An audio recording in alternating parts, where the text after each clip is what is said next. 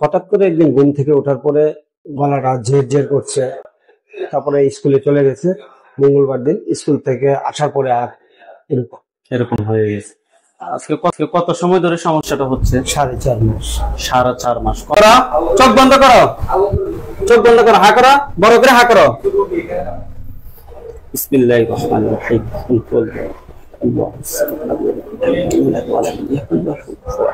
ইয়া আল্লাহ ইয়া রহমান রহিম ইয়া আল্লাহ।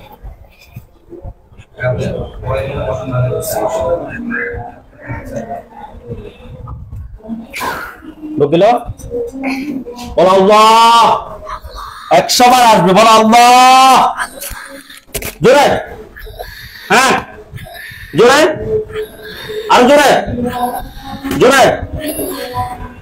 তুমি বলতে থাকো, তুমি স্টপ করতে হবে না। জোরে জোরে জোরে জোরে। তুমি আস্তে কর, জোরে বলো আল্লাহ। হ্যাঁ এবার বলতে থাকো, বলতে থাকো।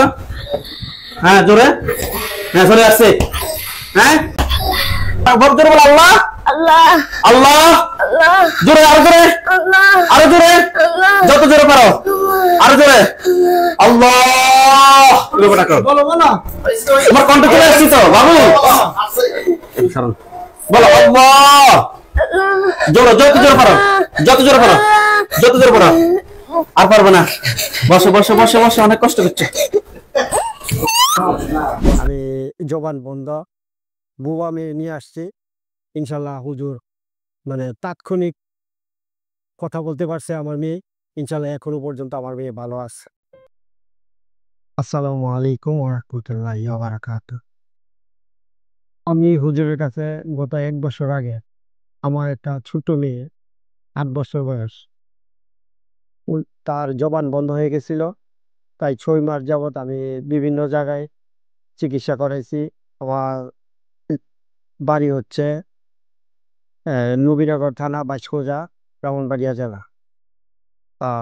আমি আমার নিজস্ব জেলা সদরে ডাক্তার দেখাইছি, 2 জন নাক কান গলা বিশেষজ্ঞ। তারপরে ঢাকাতে গেলাম, ঢাকাতে দেখাইছি মামুন স্যার নামে একজন, কমফোর্ট হাসপাতালে। তারপরে উনার চিকিৎসা কোনো কাজ হয়নি। তারপরে দেখাইছি গ্রিন লাইফ হাসপাতালে, প্রাণগোপাল দত্ত, তাও কোনো কাজ হয়নি। তারপরে ঢাকাতে কমলাপুরে ন্যাশনাল হোমিও হল, ওখান থেকে আমি হোমিও চিকিৎসা নিছি, সেখানেও এই চিকিৎসাও কোনো কাজ হয়নি।